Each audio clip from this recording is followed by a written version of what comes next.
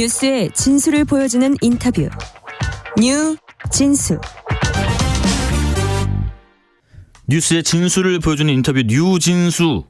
민주당 이재명 대표에 대한 피습 범행을 사전에 알고도 이를 방조한 혐의로 긴급 체포된 남성이 긴급 체포됐다가 석방이 됐고요. 이 대표 습격범에 대해서는 신상 공개를 하지 않기로 경찰이 결정했고요.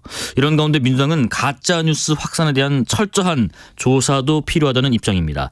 민주당 당대표 정치테러대책위원회 위원장이신 전현희 전 권위원장 모시고 말씀 나눠봅니다. 위원장님 안녕하세요. 안녕하세요. 예, 저희가 재난방송 주관사다 보니까 우선 대설 관련해서 재난 소식 좀 알려드리고 시작하겠습니다. 서울과 인천, 대전, 세종, 경기, 충북, 충남, 경북, 경남 또 강원 지역에 많은 눈이 예보돼 있습니다. 특히 도로 살얼음으로 인한 차량 미끄러짐 사고 우려가 매우 높습니다. 감속 운행과 또 차간 거리 유지 등 안전운전에 각별히 유의해 주시기 바랍니다. 눈길 조심하십시오. 자, 우리 전현희 의원님과 말씀 나눠보겠습니다. 우선은 이재명 대표 내일 퇴원한다고 하더라고요. 상태가 좀 많이 나아졌나 보네. 향후 또 치료나 당무 계획 이런 것도 좀 궁금하고요. 조금 이른 퇴원이 아닌가 싶습니다. 네. 사실 그 정도의 죄송합니다. 아닙니다. 그 정도의 피해를 입었으면 좀 안전과 과료가 필요하거든요. 네네. 근데 아마 정치 현안이 시급하다 보니까 복귀를 좀 앞당긴 게 아닌가 이런 걱정이 됩니다. 네, 물 한 모금 하시고요. 네네. 앞서 권혁기 전 춘추관장께서 브리핑을 했더라고요. 네. 내일 이제 퇴원을 하고 자택에서 치료를 받고 그리고 이제 아직 당무 관련된 거는 좀 논할 단계는 아닌 것 같다라고 얘기했는데 한번 지켜봐야 될 것 같고요. 이재명 대표 습격범 구속된 김모 씨의 신상 정보는 경찰이 공개하지 않기로 결정을 했습니다. 미공개 이유는 밝힐 수 없다고 또 했고요. 이 결과에 대해서 어떻게 생각하시나요?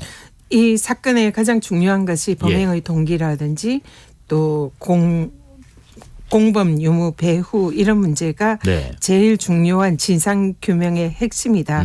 저희들은 이렇게 보고 있습니다. 그런데 그런 걸 밝히기 위해서는 이 신상 공개가 필수적이다 이렇게 보고 있고요.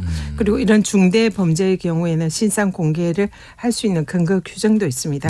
그런데 이걸 공개하지 않는다라는 이런 발표에 대해서 좀 이걸 사실상 사건을 축소하거나 좀 뭔가 그 의미를 이렇게 좀 은폐하려는 그런 의도가 있는 게 아닌가라는 그런 이제 우려를 가지고 있습니다. 사실 경찰에서 신상 공개 결정을 하면은 공개하는 이유는 설명을 하지만 비공개 방침을 내리면 비공개에 대해서는 이유는 설명하지 않습니다. 어떤 이유였는지 좀 궁금한 부분이 있는 것 같고요. 또 경찰은 내일 범행 동기 등 당적을 제외한 수사 결과도 발표할 예정인데요. 민주당은 피의자의 당적 공개가 필요하다고 보는 건지 그렇다면 왜 그런지 궁금합니다.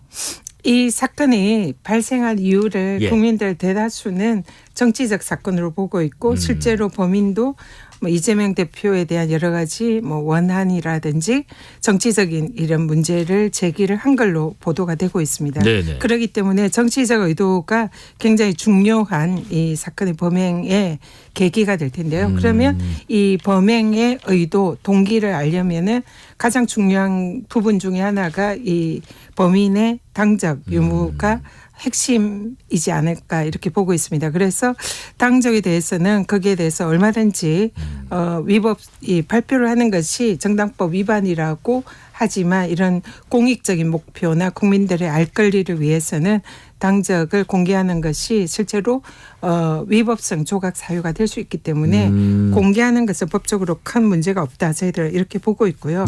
그런데 그걸 수사당국이 공개를 하지 않겠다라고 하는 것은 이 또한 정치적인 의도가 있지 않나 이런 의심을 지울 수가 없습니다. 지금 말씀하신 것 이외에도 범행 자금을 어떻게 조달했는지 그리고 조력자가 과연 한 명인지 또 변명문을 공개해야 할지 이것도 쟁점으로 거론되고 있는데 이 부분에서는 어떤 의견을 갖고 계세요? 오늘 테러 대책 특위가 오늘 이제 국가수사본부를 방문을 했습니다. 그러셨죠. 그 자리에서 저희들은 이 범인의 당적에 대한 공개 반드시 필요하다. 네네. 범행의 동기를 알기 위해서는. 그리고 또 입장문, 그러니까 변명문이라고 주장을 하는데요. 그 범행에 이르게 된 그런 범인의 그 입장이라든지 이런 게 담겨 있었을 걸로 추정이 되는데 네네. 그는 그때 당시에 사건 현장에서도 이 범인이 자신의 그 범행에 관한 그 내용을 변명문으로 이미 있으니까 그 참고하면 된다 이렇게 언론에 얘기한 게 있거든요. 예. 그러면은 이 테러범도 자신의 변명문이 언론에 공개돼서 국민들이 알기를 바랬다라고 추정을 할 수가 있는데 그걸 네. 공개하지 않겠다라고 하는 것은 이 역시 이 수사 당국의 이 사건에 대해서 뭔가 축소를 하려는 정치적인 의도나 편향성이 있지 않았나 이런 생각이 들고요. 오늘 저희들이 네. 강력하게 국수본에 당적이라든지 변명문을 공개할 것을 요청을 했고 국수본도 거기에 대해서 뭐 완전히 거절하지는 않았습니다. 네네네. 그렇기 때문에 내일 그게 발표가 있는지 저희들이 지켜볼 것이고요. 만약에 그러한 이제 공개가 되지 않는다면 저희들이 법적 검토를 거쳐서 대응을 할 계획입니다. 그리고 위원장님께서는 그 가짜 뉴스 관련해서도 철저한 수사가 필요하다라고 강조하셨는데 권칠승 민주당 수석 대변인께서 1cm의 열상으로 경상 추정된다는 가짜 뉴스가 나오게 된 원인으로 국무총리실을 지목했던데 무슨 말인가요? 사건 초기에 예. 이 이제 발생을 했을 때 모 보수 언론에서 단독으로 이 그 이재명 대표의 상태가 경상이다. 예. 1cm 열상이다. 뭐 이런 이제 단독 보도가 나갔습니다. 그리고 네. 그 보도 이후에 이재명 대표의 그 테러 행위가 사실상 생명의 위해를 가할 수 있는 매우 중대한 그런 심각한 범행이었음에도 불구하고 마치 단순한 폭행이라든지 상해 정도로 치부되는 네네. 그런 이제 보도나 또 일부 허위 가짜 뉴스가 많이 유포가 되었습니다. 예. 그래서 이러한 그 가짜 뉴스의 그 진원지로 당시에 그 사건 초기 발생한 지 약 1시간 이내에 문자가 괴 문자가 많이 발송이 됩니다. 네. 그래서 불특정 다수인에게 엄청나게 많은 괴 문자가 발송이 됐고 실제로 그 문자를 받았다는 분들이 제 주위에도 많더라고요. 네네. 근데 그 문자의 발송 주체가 대테러 상황실입니다. 대테러 상황실은 어제 민주당이 국회 이제 경찰청장 행안위에서 확인을 했는데 국무총리실 산하인가요? 산하의 대테러 상황실이라고 네. 합니다. 그래서 국무총리 실 산하의 대테러 상황실에서 문자를 무작위로 배포했다라고 그 현상만 보면은 그렇게 볼 수밖에 없습니다. 그러면은 그 내용이 뭐가 있냐면 이 이재명 대표의 당시의 상태가 의식이 있고 출혈이 적고 그리고 실제로 1cm 정도의 열상이고 경상이다 이런 내용이 적시가 되어 있습니다. 그 내용이 국민들에게 이제 무작위로 배포가 된 거고요. 네네. 그 내용에 이제 기초해서 언론에 이런 보도가 쏟아진 거고 그래서 이러한 사실상 국가적 위기를 초래할 수도 있는 야당 지도자의 암살 그 테러 사건이라고 볼 수 있는 이 중대한 사건에 네. 살인미수 형법적으로는 살인미수에 해당한다고 보고 있는데요. 그런 중대한 사건이 마치 별거 아닌 그것처럼. 이런 상해나 단수폭행, 단독 범행 아니면 또 일부 가짜뉴스의 자작극 또 그 사용된 흉기가 칼이 아니라 젓가락이다. 네네. 종이 칼이다. 이런 식의 가짜뉴스가 배포되고 이 사건의 의미가 축소 왜곡된 것은 이 총리실에 이 개 문자가 촉발이 됐고 진원지였다. 그래서 국가기관이 어떻게 보면 앞장서서 허위 사실을 유포하고 가짜 뉴스를 생성하는데 진원지가 됐다. 이런 의미이기 때문에 저희들은 네네. 이걸 굉장히 심각하게 보고 있고요. 알겠습니다. 거기에 대해서 진상 규명을 오늘 국수본에 요청을 했고 총리실에서도 이제 변명문이랄까 보도자료를 냈는데 자기들이 이거 보고받은 거고 자기들 배포하지 않았다는 취지로 발표는 했습니다만 네네. 여기에 대한 진상 규명 반드시 필요하다 보고 있습니다. 또 하나가요. 지금 피습 직후에 이재명 대표의 헬기 이송 관련해서 좀 논란이 일었는데 의사단체가 이 대표와 정청래 또 천준호 의원을 서울중앙지검에 고발했습니다. 진료와 수술 순서를 권력으로 부당하게 앞지른 세칙이다라는 주장을 했는데 의견을 주실까요? 응급 헬기의 경우에는 이는 예. 의료기관과 소방당국 등 그 헬기를 운영하는 그 주체들이 협의를 해서 의학적으로 필요성이 있거나 아니면 기타 응급 상황에 필요성이 있을 때 그 헬기를 이용하게 됩니다. 네네. 그래서 아무나 뭐 누구나 내가 뭐 헬기 타고 싶다 해도 그를 이제 원래 허락하는 것이 아니고요. 이 사안은 경동맥 손상은 아니지만 그것이 야기될 정도로 경정맥이 60% 정도가 손상이 된 매우 위중한 그런 상황이었습니다. 그래서 관련 법령에 의해서도 헬기를 탈 수 있는 요건이 된다 이렇게 보고 있고요. 실제로 그런 여러 가지 의학적인 절차와 소방당국의 행정적인 절차에 따라서 헬기로 이송이 되었다 이렇게 알고 있습니다. 그래서 그런 주장은 좀 맞지 않다라고 보고 있고요. 더구나 이제 정청래 최고위원 경우에는 이런 헬기 이송에 있어서 본인이 아무런 의사를 표명하지도 않았는데 거기에 대해서 고발 조치가 들어왔기 때문에 이 부분의 내용을 확인하고 뭐 관련 후속 조치를 하겠다 이렇게 얘기를 했기 때문에 이 부분도 지켜볼 필요가 있고요. 그 내용은 일단은 관련 법규에 따라서는 조금 무리가 있는 주장이다 이렇게 보입니다. 네네. 그리고 오늘 홍익표 민주당 원내대표께서요 그런 말씀했어요. 이런 식으로 수사를 하면 다시 특검이나 국정조사를 해야 할지 모르겠다라고 언급을 했는데 뭐 그럴 수 있는 가능성도 있다고 보시나요? 국민의힘에서는 이 특검을 정치적 수단으로 활용한다고 비판을 또 했고요. 일단 내일 수사 결과가 발표가 된다고 하니까 지켜봐야 될 것 같습니다. 그런데 오늘 저희 대책위가 국수본을 방문을 해서 지금 엄정한 수사 그리고 명명백백한 철저한 진상 규명을 저희들이 요청을 했고요. 그리고 만약에 국민들의 눈높이에 비추어 한 점의 의혹이라도 있다면은 이거는 아마 국민들이 이 부분을 용납하지 않을 거다 이런 말씀을 드렸습니다. 그렇기 때문에 근데 사실 이게 국민들이나 민주당에서 저희들이 우려를 하는 것은 이 사건 초기에 아까 얘기했지만 정부 당국에 의한 총리실 명의의 이런 사실상 가짜 뉴스 에 가까운 이런 문자가 유포된 이 문제 그리고 거기에 대해서 지금 사실상 정부에서는 서로 내가 아니다라고 얘기를 하고 있는 이런 상황. 그래서 이 부분이 사실상 이 정부가 총선을 앞두고 뭔가 이거 사건을 축소하거나 이 의미를 좀 더 뭐 별거 아닌 정도로 만들려고 하는 이런 의도가 있지 않는가 이런 이제 국민들이 우려를 하고 있거든요. 그래서 이 만약에 내일 발표하는 그런 그 수사 결과가 이런 국민의 눈높이나 진상 규명에 미흡하다고 볼 때는 그런 홍익표 원내대표가 말씀하신 그런 조치 특검이나 국조나 기타 다른 조치도 필요하지 않을까 생각이 들고요. 일단 내일 수사 결과 발표를 지켜봐야 될 것 같습니다. 예. 뭐 이재명 대표 필수 관련된 말씀은 이 정도로 마무리를 하고요. 국회 현안도 넘어가 보겠습니다. 오늘 그 임시국회 마지막 본회의가 열렸는데 이태원 참사 특별법은 단독으로 처리가 됐습니다. 그리고 쌍특검법 재의결은 불발이 됐고요. 민주당에서는 그럽니다. 거부권 행사가 정당한지 헌법재판소 판단을 받는 것을 검토하겠다 하면서 급할 게 없다는 입장인데 위원장님 헌재의 권한쟁의 심판 청구 대통령의 고유 권한인 제2요건 행사인데 이건 왜 필요하다고 보시는 건가요?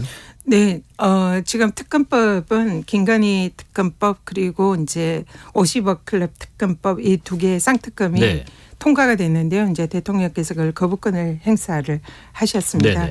그런데 이제 여기에 대해서 사실은 이런 특검에 이르게 된 이유는 검찰이나 수사당국이 국민의 눈높이에 맞춰서 명명백백한 진상을 규명하는 그런 수사를 소홀히 했다. 이런 이제 국민들의 여론이 있었습니다. 그래서 이 특검에 검찰이 제대로 수사하지 못한 이 사안에 대해서 특히 이 이제 수사가 어떻게 보면 살아있는 가장 무서운 권력에 대한 그런 수사잖아요. 그래서 수사기관들이 여기에 대해서 감히 수사를 제대로 못하지 않았는가 이런 의구심이 있는 거고요. 그래서 만약에 검찰이 지금 제대로 수사를 못했다면 이 국민이 명령하는 특검이 진상을 규명해라 이게 이제 특검법입니다. 그래서 이게 국민의 60-70% 이르는 그런 압도적인 지지로 사실상 통과가 됐는데 대통령께서 이걸 이제 거부권을 행사를 하셨습니다. 죄송합니다. 대통령께서는 검찰총장 시절에도 그렇고 늘 살아있는 권력에 대해서 단호한 수사를 강조를 하셨습니다. 그런 분이 여기에 대해서 거부권을 행사를 했다는 것은 옳지 못한 일이다 생각이 들고요. 이제 아마 이제 부인에 대한 그런 일이고 또 어떻게 보면 대장동 특검은 자신과도 관련이 있는 이런 사안이기 때문에 예.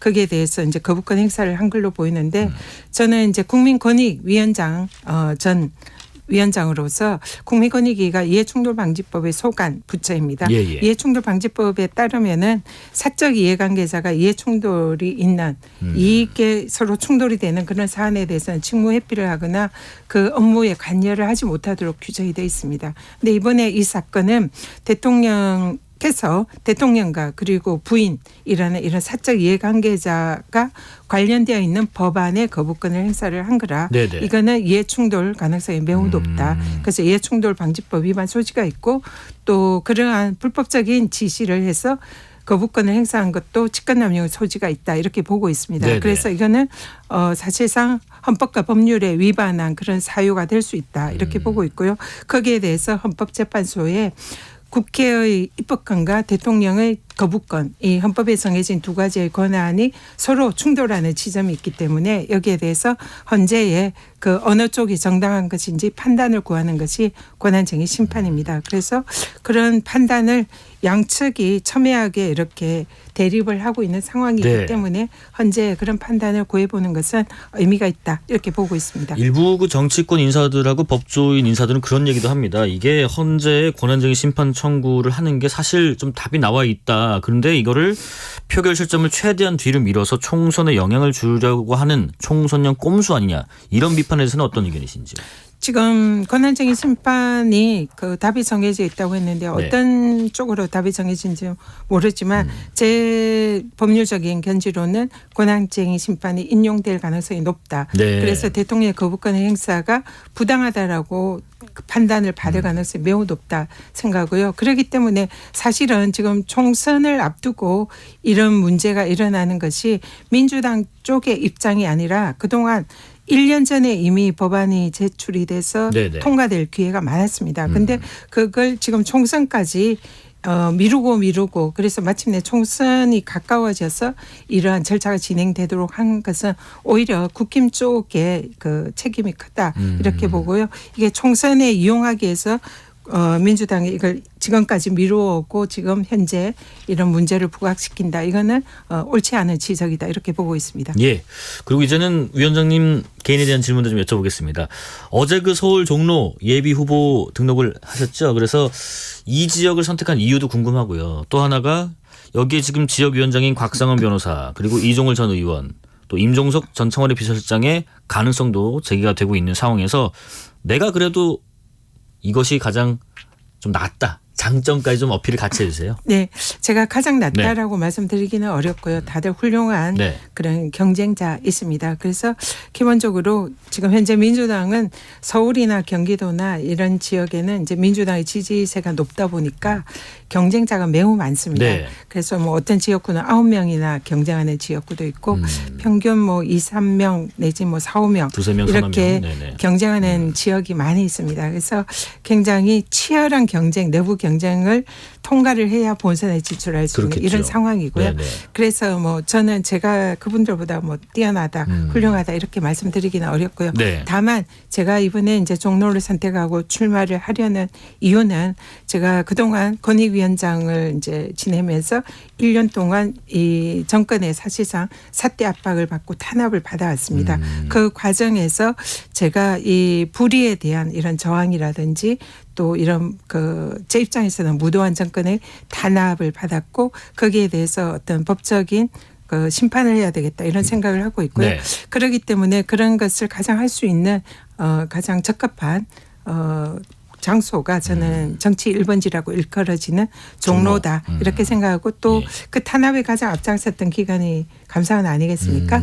감사원이 지금 위치하고 있는 장소도 종로입니다. 그 삼청동에 그래서 돼 있죠. 감사원이 국민의 감사원으로서 정말 공정하고 독립된 기관으로 바로 세우기 위한 그런 이제 책임도 저에게 있다 생각하고요.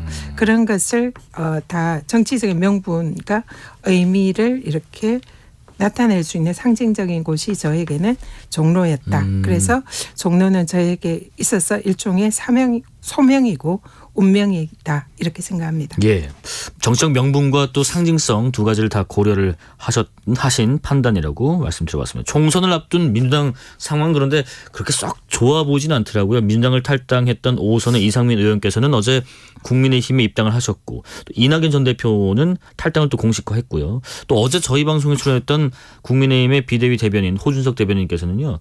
민주당 등 진보 진영에서 보수당으로 오는 사례는 적지 않은데 그 반대 사례는 드물다. 그 이유를 민주당은 생각해 봐야 한다라고 논평도 했습니다. 혹시 반론 있으실지요?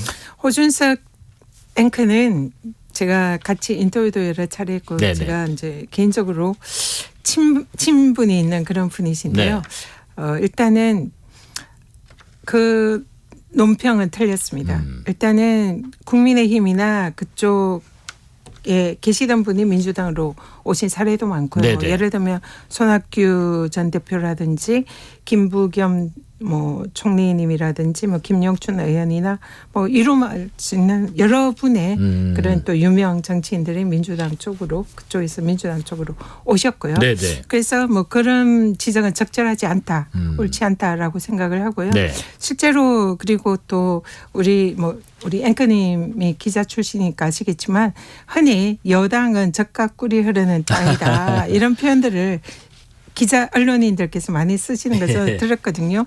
그래서 여당이라는 것은 그런 어떤 프리미엄이 있습니다. 그래서 여당에서 야당으로 넘어오는 것은 정치적으로 쉽지 않은 일입니다. 네. 그렇기 때문에 그러한 논평 자체가 사실과 좀 다르고 네네네. 그래서 오히려 좀 민주당을 폄하하려는 좀 그런 의도가 있는 그런 논평이다 해서 좀 기분이 좀 언짢습니다. 네네. 제가 이런 말을 하고 싶지 않지만 우리 호준석 앵커님은 바로 직전에 현직에 앵커로 계시다가 바로 정치계로 날아와서 지금 대변인 하고 계시잖아요. 네네. 이런 사안이야말로 제가 보기에는 흔치 않다. 통상은 언론인 하시다가 정치권으로 올 경우에도 조금 그래도 약간의 숙려 기간을 거치는데 바로 중립성과 공정성을 요하는 앵커의 자리에 계시면서 정치권에 와서 바로 대변인 하시는 거야말로 네.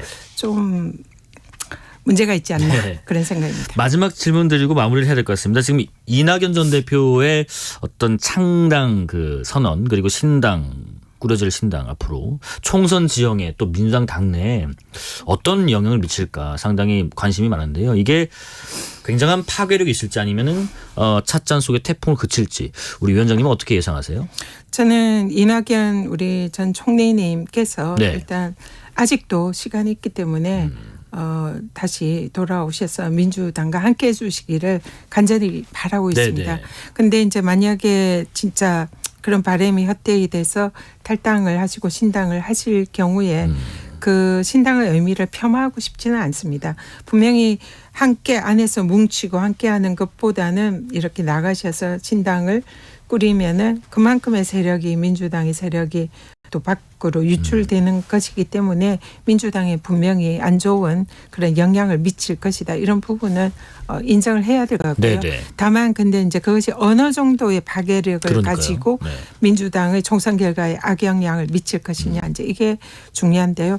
이 이낙연 총리님이 혼자서 뭔가 이제 당을 만드실 때는 그 파괴력이나 영향력이 조금은 약하지 않을까 생각이 되는데 만약에 현재 이제 그 제3지대에 나와 있는 이준석 전 대표라든지 또 기타 이런 여러 가지 이제 세력들이 네네. 하나로 뭉칠 경우에는 그 파괴력이 상당히 있지 않을까 그런 걱정을 하고 있습니다. 네네. 그 경우에 이제 민주당과 국힘도 양쪽에 다 그런 이제 영향권에 있기 때문에 그것이 어느 쪽에 유리할지 불리할지는 조금 더 지켜봐야 되지 않을까 싶습니다. 예, 여기까지 말씀 듣겠습니다. 지금까지 전현희 민주당 당대표 정치테러 대책위원장 전 국민권익위원장이었습니다. 고맙습니다. 고맙습니다. 실시간 교통정보 알아보겠습니다.